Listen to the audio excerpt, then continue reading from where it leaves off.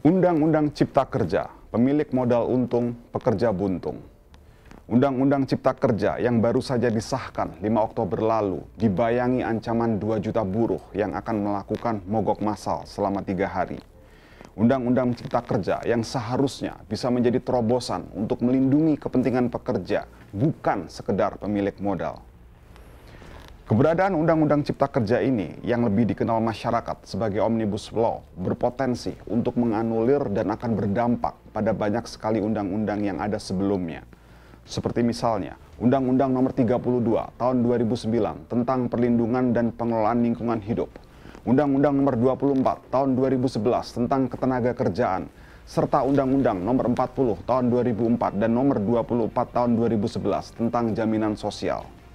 Tentu saja, kajian panjang dan mendalam yang telah dilakukan pada lebih dari 79 undang-undang sebelumnya harus terdampak dan mungkin tidak bisa berlaku lagi karena adanya Omnibus Law ini. Undang-Undang Cipta Lapangan Kerja ini dibuat untuk meningkatkan investasi.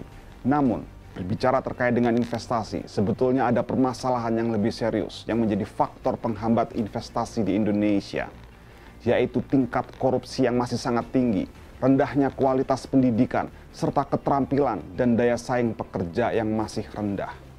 Dengan ditetapkannya Undang-Undang Cipta Kerja ini, minimnya perhatian terhadap kesejahteraan dan kualitas buruh dalam jangka panjang justru akan semakin menghambat investasi. Airlangga Hartarto, Menteri Koordinator Bidang Perekonomian, mengatakan undang-undang baru ini adalah bentuk deregulasi atau penghapusan regulasi atas aturan yang ada sebelumnya. Dalam prakteknya, deregulasi atau sering disebut sebagai liberalisasi ini sering kemudian justru dimanfaatkan oleh pelaku usaha yang memunculkan moral hazard dan menimbulkan permasalahan yang lebih parah dalam jangka panjang. Kita dapat belajar dari kasus deregulasi yang dilakukan di dunia perbankan, yang pernah dilakukan untuk mempermudah izin pendirian bank, namun justru mengantarkan Indonesia pada krisis ekonomi tahun 1997.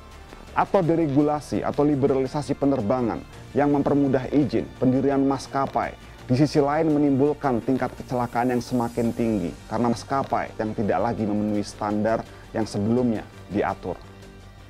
Undang-Undang Cipta Kerja ini memuat pasal ketenaga kerjaan yang dirasa juga mengorbankan banyak hak-hak tenaga kerja.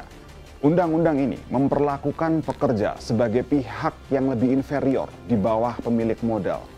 Banyak pihak yang mengkhawatirkan undang-undang ini akan merugikan pekerja, antara lain karena upah minimum kota dan kabupaten yang kemudian bersyarat, penghapusan upah minimum sektoral, dan tentu saja hubungan kerja outsourcing yang tidak terbatas waktu. Padahal seharusnya pemilik modal dan pekerja seharusnya diperlakukan sebagai mitra yang sejajar. Yang juga belum diatur misalnya adalah ketimpangan hak pekerja dengan petinggi perusahaan. Di satu sisi kita melihat ada direktur atau komisaris yang mendapatkan kompensasi, bonus, gaji yang sangat tinggi. Sementara di perusahaan yang sama kita masih melihat beberapa karyawan masih bekerja dengan upah yang minimum.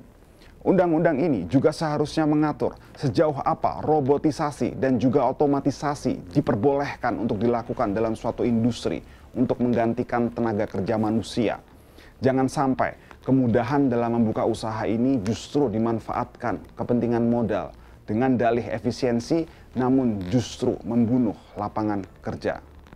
Berdasarkan penelitian yang dilakukan oleh IMF, deregulasi tenaga kerja dapat memiliki efek yang negatif apabila dilakukan dalam kondisi resesi seperti saat ini. Karena kemungkinan perusahaan untuk memutus hubungan kerja akan semakin tinggi apabila perlindungan terhadap pekerja dilonggarkan. Dan tentu saja akan memperburuk perekonomian dengan gelombang PHK di tengah masa krisis ini. Solusinya, implementasi deregulasi tenaga kerja ini sebaiknya hanya dilakukan setelah kondisi makroekonomi Indonesia benar-benar pulih dari resesi. Jadi jangan sampai Undang-Undang Cipta Kerja justru menjadi petaka bagi dunia kerja dan terutama bagi Anda kaum pekerja. Saya Rangga Almahendra, sampai bertemu lagi dalam program Teleskop berikutnya.